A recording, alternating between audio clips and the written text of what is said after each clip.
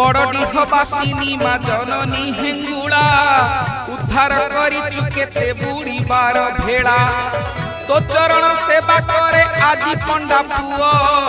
नवासिबा पद मत कही कही दियो मत कही कही दियो चैत्र मासरे माग परब तोहर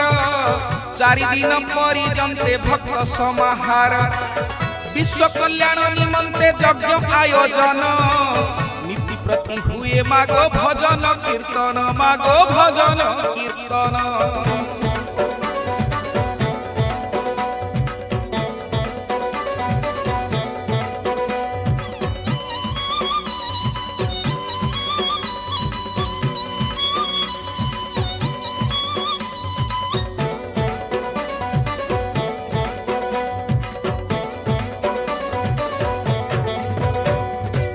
गलारे मंदार माड़ तोर अति प्रिय